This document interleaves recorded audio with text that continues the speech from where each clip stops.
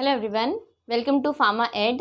सो previous lecture में हमने discuss किया था अबाउट बेंजोडायज़ेपिन, उसका क्लासिफिकेशन, उसका मैकेनिज्म, और मैंने बताया था कि मैं नेक्स्ट लेक्चर में उसका फार्माकोलॉजिकल एक्शन क्या है, उसका यूजेस क्या है, उसका एडवर्स इफेक्ट क्या है, ये सारी चीज़ें डिस्कस करने वाली हूँ। इसके अलावा मैं टॉपिक में ये भी डिस्कस करूँगी इसके एंटागोनिस्ट के बारे में और इसके इन्वर्स एगोनिस्ट के बारे में, जो कि क्वेश्चन में एमसीक्यू बेस्ड पे क्वेश्चन पूछा जाता है, राइट।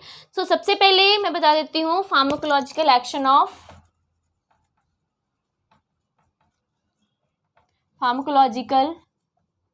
Action of बेंजोडायज़ेपिन। कभी कभी इससे भी क्वेश्चन लॉन्ग पूछ लिया जाता है, इसलिए pharmacological action discuss the mechanism and pharmacological uses of benzodiazepine. So अगर हम फार्माकोलॉजिकल एक्शन की बात करें, सो हमारे benzodiazepine sedation and hypnosis induce करती हैं। फर्स्ट एक्शन है इनका, they induce sedation and hypnosis.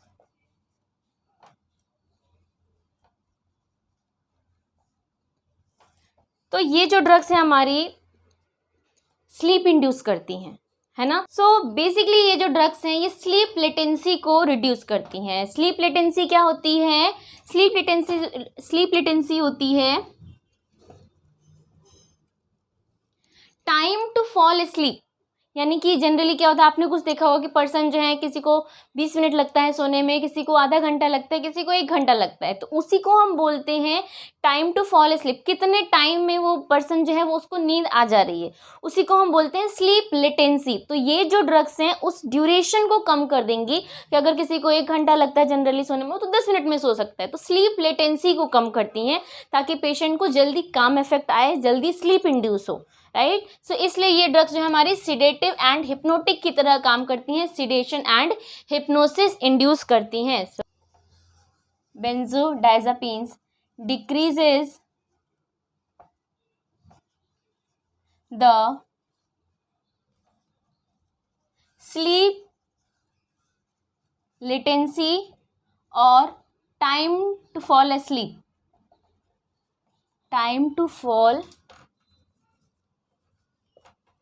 asleep, ठीक है।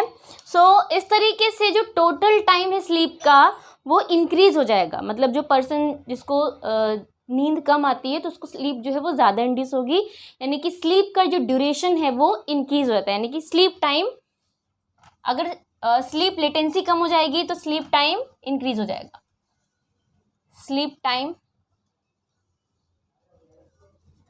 Increase, right. और अगर स्लीप टाइम इंक्रीज होगा तो एक और चीज पे ये काम करते हैं, वो होता है REM, स्लीप टाइम इंक्रीज हो जाएगा। ओके, सो बेंजोडायज़ेपिन क्या करती हैं, डिक्रीज करती हैं स्लीप लेटेंसी को, यानी कि जो टाइम टू फॉल स्लीप है वो रिड्यूस हो जाएगा। दूसरी चीज है कि स्लीप टाइम इंक्रीज हो जाएगा, यानी कि स्लीपिंग टाइम जो है उसका इंक्रीज हो जाएगा, कामनेस इफेक्ट उसका इंक्रीज हो जाएगा, राइट। इसके अलावा they reduce the REM, they reduce the REM क्या मतलब होता है? Rapid eye movement, rapid eye movement होता है कि ये जितना ज़्यादा रैपिड आई मूवमेंट होगा, पर्सन की जो स्लीप है उतनी ही ज़्यादा हिंडर होती है। यानी कि अगर एक परमानेंट स्लीप के लिए, एक गुड स्लीप के लिए रैपिड आई मूवमेंट का शॉर्ट होना काफ़ी मैंडेटरी होता है। तो ये जो ड्रग्स होती हैं हमारी REM को रिड्यूस करती हैं। अलावा these drugs produce minimum hangover effect. अब बार्बिट्यूरेट के कंपैरिजन में मैंने बताया था कि ये ड्रग जो है मिनिमम हैंगओवर इफेक्ट प्रोड्यूस करती हैं। दीज ड्रग्स प्रोड्यूस मिनिमम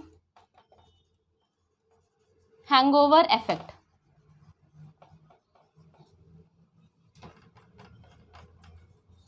ठीक है, मतलब हैंगओवर इफेक्ट जो है इन ड्रग्स का जो काफ़ी कम होता है एज कंपेयर टू बार्बिट्यूरेट। इसके अलावा they cause minimum respiratory depression, they cause minimum respiratory depression.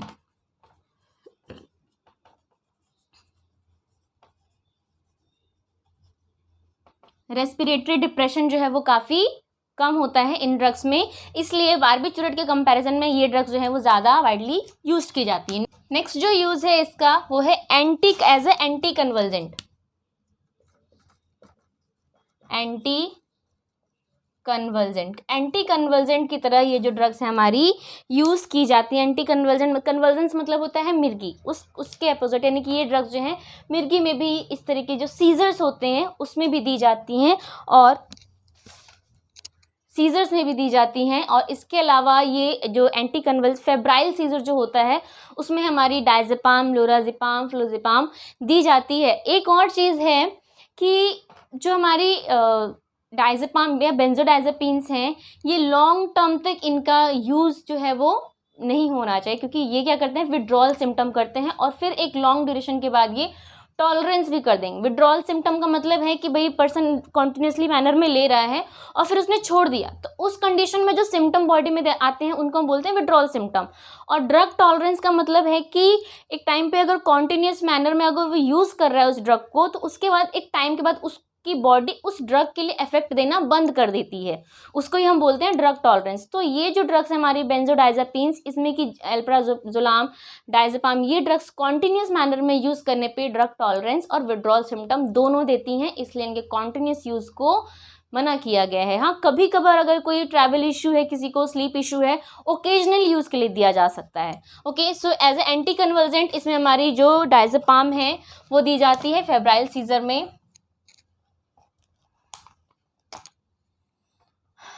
Diazepam, lorazepam is widely used in febrile convulsions। ठीक है, फेब्राइल कन्वर्जेंस में ये ड्रग्स जो हैं वो दी जाती हैं। ओके, नेक्स्ट यूज है इसका डायग्नोस्टिक एंडोस्कोपी। डायग्नोस्टिक एंडोस्कोपी जिसमें माइनर ऑपरेशन करने रहते हैं, या अब बोल सकते हैं कि थोड़ा सा कम पेन होता है, या जिसमें हमें एमनेशिया की ज़रूरत होती है या एनाल्जेसिया की ज़रूरत होती है, सो जिसमें हमें डायग्नोसिस करना है उसमें, और अगर थोड़ा सा कोई पेन इंड्यूस हो रहा है उस प्रोसीजर में, तो उस कंडीशन में हम या बेंजोडायजेपिन की ड्रग्स जो हैं वो प्रिफर करते हैं। डायजेपाम, अल्प्राजोलाम और हमारी मिडजोलाम, ये सारी जो हमारे ड्रग्स जो हैं वो डायग्नोस्टिक एंडोस्कोपी में यूज़ होते हैं। डायग्नोस्टिक एंडोस्कोपी का मतलब है माइनर ऑपरेटिव प्रोसीजर्स, है ना। Diazepam, lorazepam, clonazepam drugs are used in minor operative procedures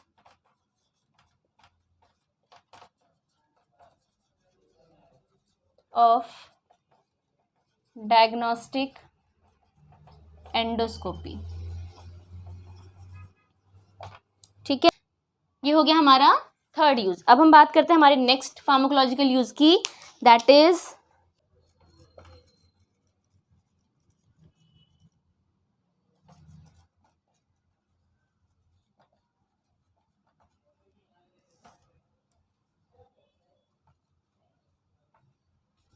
pre anaesthetic medication. क्या, मैंने प्रीवियस लेक्चर में जब मैं जनरल एनेस्थीसिया पढ़ा रही थी तो मैंने बताया था कि प्री एनेस्थेटिक मेडिकेशन हमारी ऐसी ड्रग है जिसको हम एनेस्थीसिया से पहले देते हैं, ताकि हमको एनेस्थीसिया कंसंट्रेशन कुछ कम देना पड़े, या उससे पहले हमें कुछ अगर इफेक्ट चाहिए, पेशेंट को स्लीप इंड्यूस करनी है या मसल रिलैक्सेशन, ज़रूरी नहीं कि हमेशा हम स्लीप इंड्यूस करने के लिए ही हम बेंजोडायजेपिन्स देते हैं।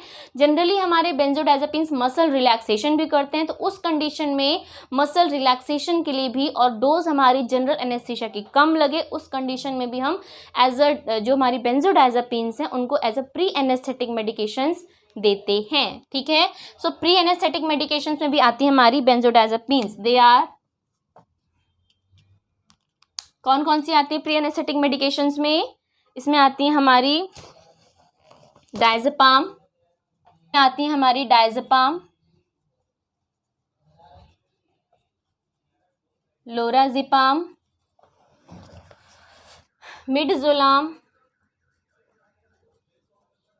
मिडजोलाम, ठीक है, ये ड्रग्स आती है हमारी to produce sedative amnesic effect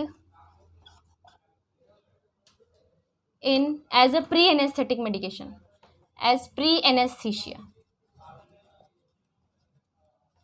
as a pre anaesthesia, right. ये हो गया हमारा फोर्थ यूज। अब हम बात करते हैं नेक्स्ट यूज की, जिसमें आता है हमारा muscle relaxant. As a muscle, मैंने बताया कि मसल रिलैक्सेशन के लिए सबसे ज़्यादा बेंजोडायज़ेपिन्स का यूज़ किया जाता है। सिडेटिव हिप्नोटिक्स की तरह तो यूज़ किया ही जाता है, साथ ही मसल रिलैक्सेशन के लिए बहुत सारी ऑपरेशंस में या ऑपरेटिव प्रोसीजर्स में या इंजरीज में या कुछ ऐसी ट्रॉमा हो गया तो उस कंडीशन में एज अ मसल रिलैक्सेंट भी हमारी बेंजोडायज़ेपिन्स दी जाती हैं। Okay, so next use is as a muscle relaxant. Muscle relaxant, muscle relaxant, they are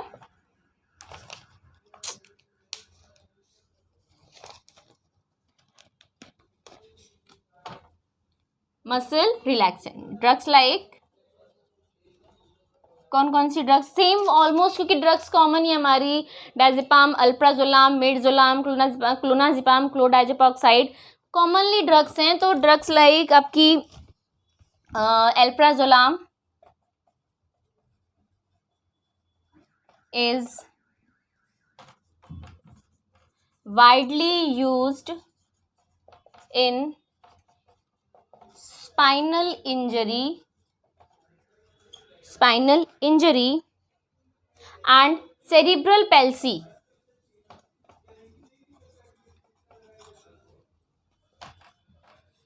Cerebral palsy for muscle relaxation.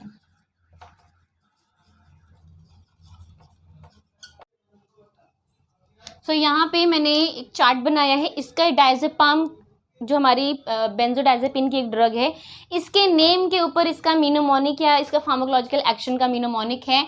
जैसे इधर से अगर हम शुरू करें, एम से muscle relaxant effect, muscle relaxant, benzodiazepines हमारी एज अ मसल रिलैक्सेंट की तरह यूज होती हैं। ए से एंजेलिटिक्स, एंजेलिटिक्स मतलब जो एंजाइटी को रिड्यूस करती हैं। पी से प्री एनेस्थेटिक मेडिकेशन,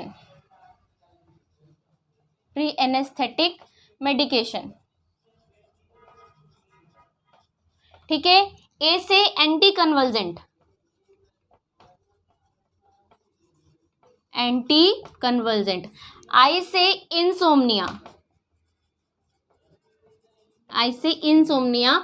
और डी से diagnostic endoscopy, diagnostic endoscopy, right. ये इसका एक शॉर्ट में आप समझ सकते हैं, याद कर सकते हैं, इसका मीनोमोनिक है, फार्माकोलॉजिकल एक्शन ऑफ बेंजोडायजेपिन का। अब हम बात करेंगे इसके एडवर्स इफेक्ट के बारे में, क्या क्या एडवर्स इफेक्ट हैं, और इसके एंटागोनिस्ट और इसके इनवर्स एगोनिस्ट के बारे में, right.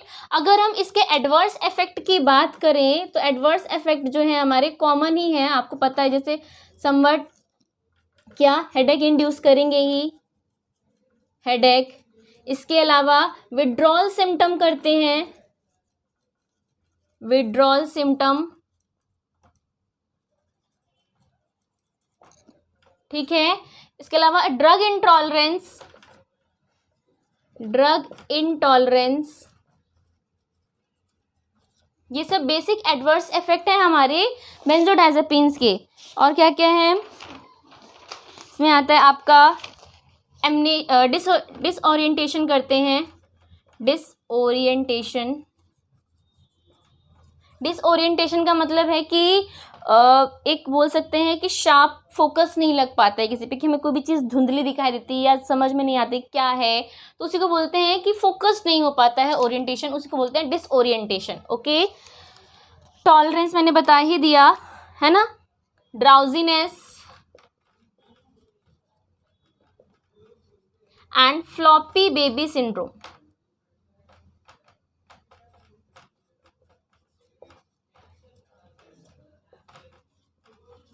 floppy baby syndrome. So these are the some basic adverse effect of benzodiazepines. अब हम देख लेते हैं इसके एगोनिस्ट और एंटागोनिस्ट के बारे में. अगर मैं एगोनिस्ट, और इसमें दो चीजें हैं, एक आता है हमारा इनवर्स एगोनिस्ट. इनवर्स एगोनिस्ट आता है हमारा बीटा कार्बोलिन.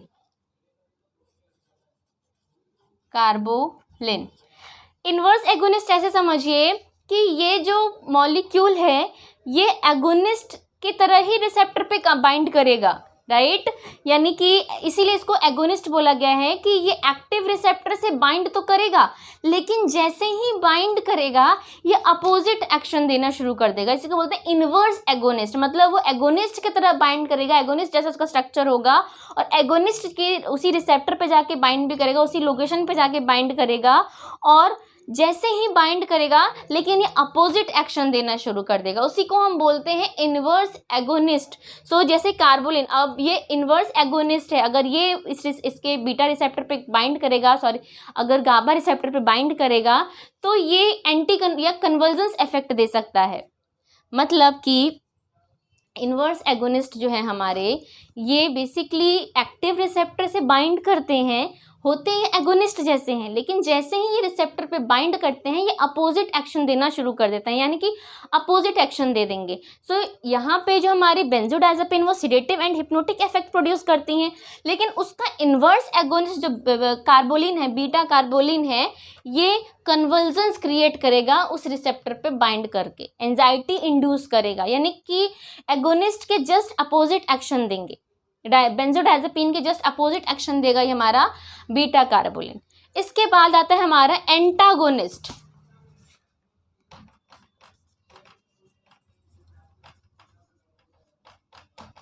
एंटागोनिस्ट मतलब हमारे ऐसे मॉलिक्यूल होते हैं जो उस रिसेप्टर पे जाकर के बाइंड करते हैं और अपोजिट एक्शन देते हैं. वो होते ही अपोजिट एक्शन देने के लिए, वो उस रिसेप्टर के लोकेशन पे भी जाके बाइंड कर सकते हैं, या उस रिसेप्टर के किसी भी प्लेस पे जाके बाइंड करके और अपोजिट एक्शन दे सकते हैं. ज़रूरी नहीं कि उसी लोकेशन पे जाके बाइंड करें, इस रिसेप्टर के किसी भी प्लेस पे एडजेसेंट साइट पे जाकर के भी बाइंड कर सकते हैं और अपना एक्शन प्रोड्यूस कर सकते हैं. तो जिसमें जो हमारी एंटागोनिस्ट आती है, बेंजोडाइजेपिन का एंटागोनिस्ट है फ्लूमाजेनिल.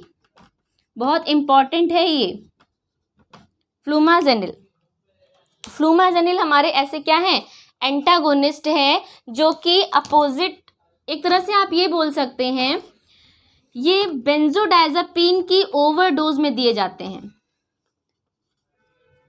बेंजोडाइजेपिन के इफेक्ट को कम करने के लिए, या फिर उसको बॉडी से एलिमिनेट करने के लिए, या उसके इफेक्ट को कम करने के लिए बेसिकली, तो उसमें फ्लूमाजेनिल जो है बेंजोडाइजेपिन की ओवरडोज में दिए जाते हैं. अगर किसी ने बेंजोडाइजेपिन खा लिया तो उसकी बॉडी से अगर बेंजोडाइजेपिन को रिमूव करना है या उसकी ओवरडोजिंग को कम करना है तो हम फ्लूमाजेनिल देंगे. फ्लूमाजेनिल क्या करेगा कि उस बेंजोडाइजेपिन को उसके रिसेप्टर से रिमूव आउट कर देगा और खुद जाकर के ऑक्यूपाई कर लेगा उस रिसेप्टर पे.